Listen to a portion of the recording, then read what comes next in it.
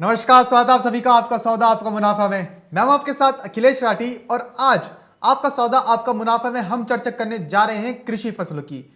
हम आपको बताएंगे कि सुबह से लेकर अब तक कौन सी कृषि फसल किस भाव पर खुली, किस भाव पर कारोबार करती हुई नजर आ रही है, किस कृषि फसल में कितनी तेजी और मंदी देखने को मिल रही है और इस पर जानकार का क्या नजरिया है। तो सबसे पहले जानेंगे कि कौन सी फसल किस भाव पर कारोबार करती हुई नजर आई थी बीते सत्र में और इस वक्त किस भाव पर कारोबार करती हुई नजर आ रही है। सबसे पहले शुरुआत करेंगे यहां पे खाद्य तेलों से। तो खाद्य तेलों में हमने बीते सत्र में देखा था कि सोया तेल, सोयाबीन और सरसों के अंदर, इन तीनों के अंदर ही एक रिकवरी देखने को मिली थी और इससे पहले वाले ट्रेडिंग सेशन में भी हमने देखा था कि खाद्य तेलों के अंदर एक रिकवरी देखने को मिली थी। वहीं आपको बता दें कि यह रिकवरी आज भी कायम है, आज भी खाद्य तेलों के अंदर एक रिकवरी देखने को मिल रही है। लेकिन जानकारों के मुताबिक ये जो रिकवरी है ये ज्यादा लंबी अवधि की रिकवरी नहीं है, ज्यादा लंबी वाली अवधि में जो लॉन्ग टर्म वाली तेजी नहीं है, ये short term period of time वाली तेजी है।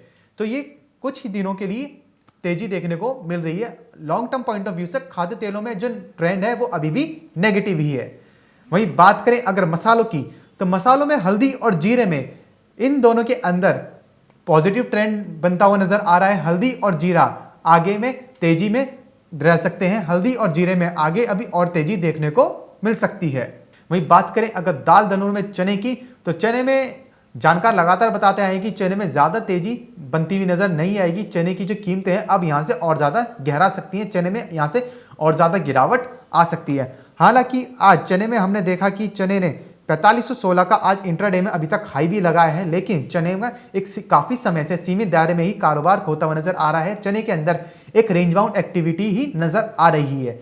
जैसे ही नई क्रॉप आ जाएगी तो चने में और ज्यादा गिरावट देखने को मिलेगी। वहीं बात करें अगर बिनौला खल की, तो बिनौला खल में हमने देखा था कि 2150 2170 तक के लेवल देखने को मिले थे बिनौला खल के अंदर अभी कुछ दिन पहले, कुछ ट्रेडिंग सेशंस पहले। लेकिन अब वहां से बिनौला खल में मुनाफा वसूली बनती हुई नजर आई। लेकिन अब यहां से जानकारों के अनुसार बिनौला खल दोबारा से उठता हुआ नजर आएगा। बिनौला खल के अंदर एक दोबारा खरीदारी बनती हुई नजर आएगी और बिनौला खल के अंदर आगे तेजी का ही रुझान देखने को मिलेगा। वहीं बात करें अगर ग्वारगम और ग्वार सीड की, तो ग्वारगम और ग्वार सीड में जैसे हम काफी दिनों से देख रहे हैं कि एक रेंज बाउंड एक्टिविटी होती हुई नजर आ रही है। ग्वारगम और ग्वार सीड काफी समय से एक सीमित दायरे में ही कारोबार करते हुए नजर आ रहे हैं। हालांकि कुछ जानकारों का कहना है कि इंडस्ट्रियल डिमांड बनती हुई नजर आ रही है, जिसकी वजह से ग्वार की कीमतों को एक सपोर्ट मिलता हुआ नजर आएगा। लेकिन सप्लाई भी ग्वार की अच्छी खासी ही है, जिसकी वजह से ग्वारगम और ग्वार सीड दोनों की जो कीमतें हैं एक सीमित दायरे में ही कारोबार करती हुई नजर आ रही हैं। बहुत ही जल्द हमारे साथ जुड़ेंगे मोतीलाल ओसवाल के वाइस प्रेसिडेंट अमित सेजा जी, जो आपको बताएंगे कि आज के कारोबारी सत्र में इस वक्त किस कमोडिटी में क्या करके चलने से मुनाफा कमाया जा सकता है और आगे किस कमोडिटी में कैसा रुझान देखने को मिल पाएगा। वहीं बात करें अगर मसालों की, तो मसालों में हमने आपको बताया था कि जीरे के अंदर 14,000 तक के लेवल देखने को मिल सकते हैं। वहीं बीते सत्र में हमने देखा था कि जीरे ने 13,635 13,645 तक के भी स्तर दिखाए थे। तो यानी कि जीरा अब 14,000 के स्तर को पार कर सकता है। लेकिन जीरा और हल्दी ये दो ऐसी कमोडिटीज है, मसाले ऐसी कमोडिटीज है जो एकदम से तेजी में नहीं आते हैं, धीरे धीरे करके इनमें कंसिस्टेंसी के साथ तेजी देखने को मिलती है। इस वक्त हमारे साथ जुड़े हुए हैं मोतीलाल ओसवाल के वाइस प्रेसिडेंट अमित सेजा जी, जो आपको बताएंगे कि आज के कारोबारी सत्र में किस कमोडिटी में क्या करके चलने से मुनाफा कमाया जा सकता है। अमित जी, बहुत बहुत स्वागत है आपका मार्केट टाइम्स टीवी पर। जी नमस्कार जी अमित जी, जैसे कि हमने देखा कि खाद्य तेलों में जो रिकवरी देखने को मिली थी एक दो ट्रेडिंग सेशंस पहले, वो आज भी कायम है। तो अब यहां से खाद्य तेलों का बाजार अब कहां पर जाते हुए देखते हैं और ये जो तेजी है ये कितने समय तक के लिए है? जी देखिए 1030 का जैसे रिफाइंड ऑयल में जो सपोर्ट था वो बाजार में ले लिया और अच्छी खासी रिकवरी हमने देखी है। 1080-85 का जो एक लक्ष्य था उसके ऊपर भी अभी चल रहा है, तो अभी वही एक सपोर्ट एरिया है रिफाइंड ऑयल फरवरी वायदे के लिए। और मुझे लगता है कि ये जो करंट रिकवरी है या रैली है ये और एक्सटेंड होगी और करीबन 1130 से 35 तक एक्सटेंड हो सकती है। यानी आने वाले 2 या 3 सेशंस में हमें और करीबन यहाँ से 2 से 2.5% की तेजी दिखाई दे सकती है। तो मुझे लगता है कि रिफाइंड ऑयल में अभी भी बाइंग का मौका है और इंट्राडे में यदि 1090 से 1085 के करीब अगर एक डिप मिलती है तो शॉर्ट टर्म बाइंग का एक मौका बनेगा। जी। सिमिलरली सोयाबीन में 4450 के करीब सपोर्ट्स थे, वो बाजार व्यापक कर चुका है हम्म। और 4600 के ऊपर की ट्रेड दिखाई दे रहे हैं। तो मुझे लगता है कि इसमें भी जो रिकवरी है वो एक्सटेंड हो सकती है और करीबन 4750 के लेवल सामने आने वाले दो सेशन में दिखाई दे सकते हैं। हम्म। तो दोनों ही काउंटर्स में मुझे लगता है कि बाइंग ऑन डिप्स की रणनीति अपनानी चाहिए जी। As of now. जी। वही अमित जी, बात करें अगर आने वाले ट्रेंड की, तो आने वाले ओवरऑल ट्रेंड क्या खाद्य तेलों का अभी भी नेगेटिव ही है, या फिर यहाँ से खाद्य तेलों के बाजार अभी सुधरते हुए नजर आएंगे? जी, मुझे लगता है कि कुछ दिनों तक रिकवरी जारी रहेगी। हालांकि जो मैंने लेवल्स बताए हैं उनके बाद जी। हम देख सकेंगे कि मुनाफा वसूली दोबारा दिखाई देगी। तो 1130-35 के करीब रिफाइंड ऑयल में एक बार प्रॉफिट बुकिंग आने की जी। संभावना है। सिमिलरली 4750 के करीब सोयाबीन में मुझे लगता है कि इसी स्तरों पर एक बार बिकवाली दोबारा देखने मिलेगी। लेकिन जी। फिलहाल जो है शॉर्ट टर्म पॉजिटिव है। हमारा दोनों काउंटर्स में 2 से 3% की तेजी दिखाई दे सकती है। जी।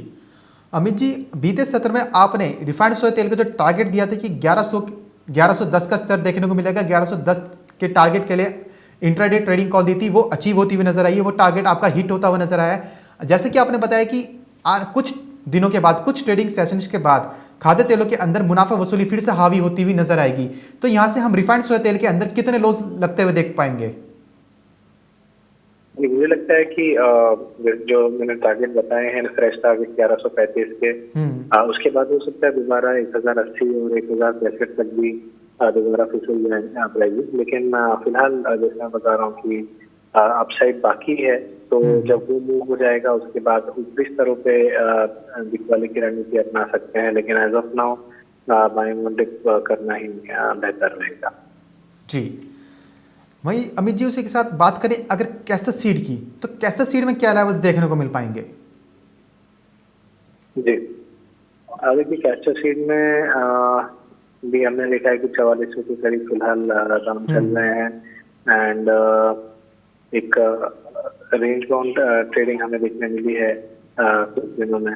जी। तो मुझे लगता है कि डाउनसाइड में 4250 का एक सपोर्ट है और जब तक उसके ऊपर है तब तक एक रिकवरी के चांसेस दिख रहे हैं अपसाइड में और हो सकता है आने वाले दिनों में 4600 तक के लेवल देख पाए।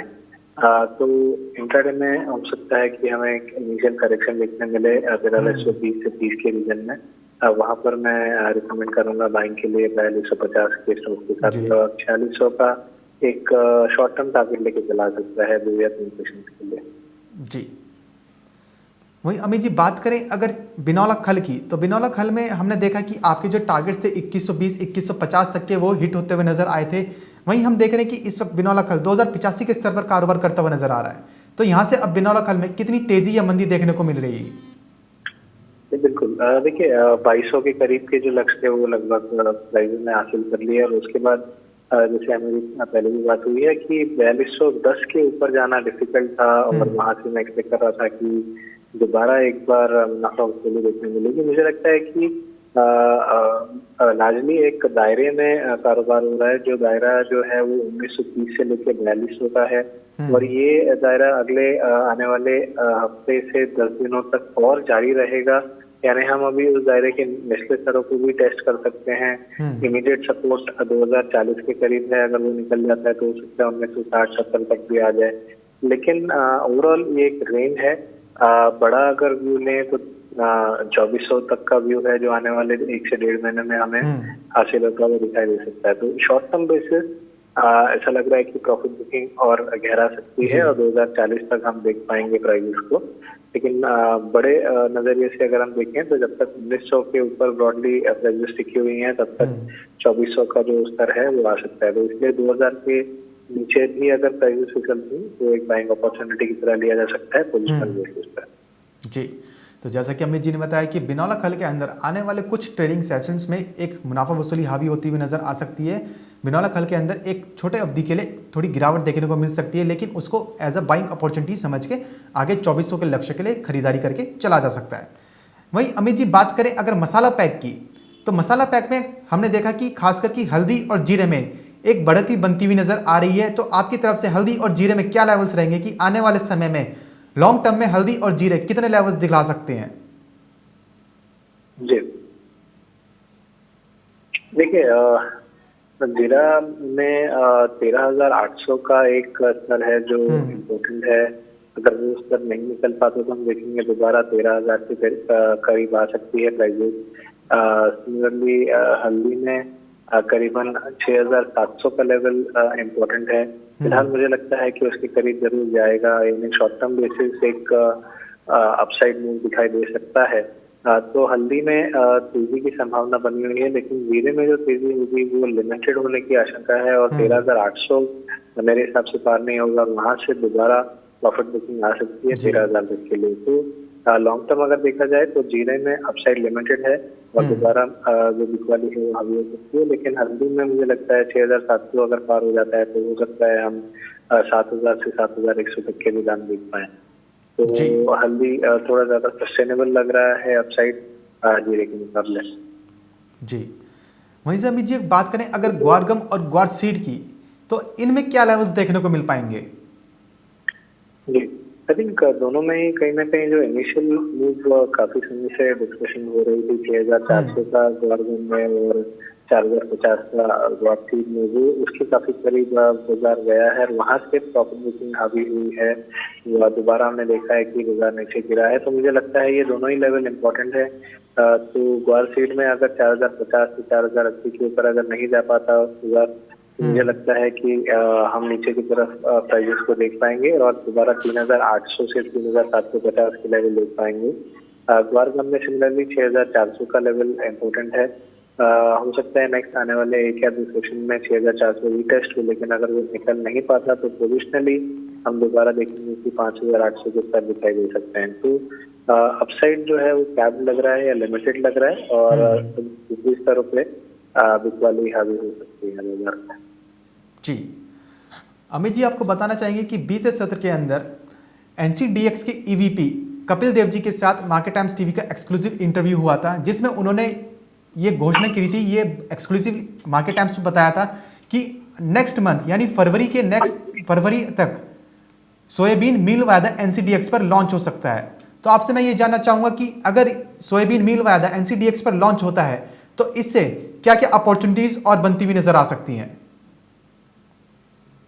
तो ये देखिए एक और एवेन्यू हेडिंग पर्पस के लिए मिल सकता है किसानों को, और डेफिनेटली जो पोल्ट्री में है या हम्म। अलाइड इंडस्ट्रीज में जो काम करते हैं, जी। उनको जो रिस्क रहता है प्राइस की वृद्धि से या कम होने से, तो वो जो रिस्क है वो हेज किया जा सकता है एफिशिएंटली। और अल्टीमेटली फ्यूचर्स मार्केट का जो एक बाजार का जो एक सबसे बड़ा पर्पस होता है वो एक्चुअली हेजिंग होता है।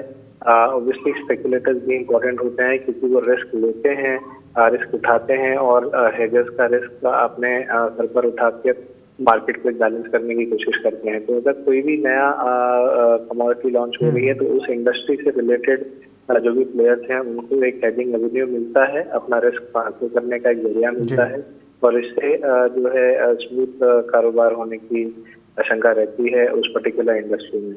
जी। तो ये एक अच्छी चीज होगी अगर उस जो मार्केट पार्टिसिपेंट है जो फिजिकल साइड पे हैं वो इस बाजार का फायदा उठा सकें, तो अपना रिस्क जो है इसमें पास ऑन कर सकें, तो बेहतर रहेगा। साथ ही साथ इनिशियली कैसे वॉल्यूम होते हैं उस पर डिपेंड करेगा कि ये बाजार कितनी हद तक जो ये जो नया जो लॉन्च है वो सक्सेसफुल होगा।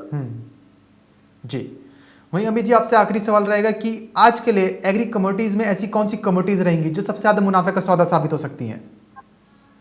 जी, ये मुझे लगता है कि सोयाबीन में जो अपसाइड है वो एक्सटेंड हो सकता है, तो मैं 4610 के करीब दाम की सलाह दूंगा 4570 के स्टॉक के साथ, और मेरे हिसाब से प्योरली इंटरडे 4680 तक का प्रवेश जा सकती है, और 3 या 4 सेशन के अंदर 4550 तक के लक्ष्य हासिल हो सकते हैं।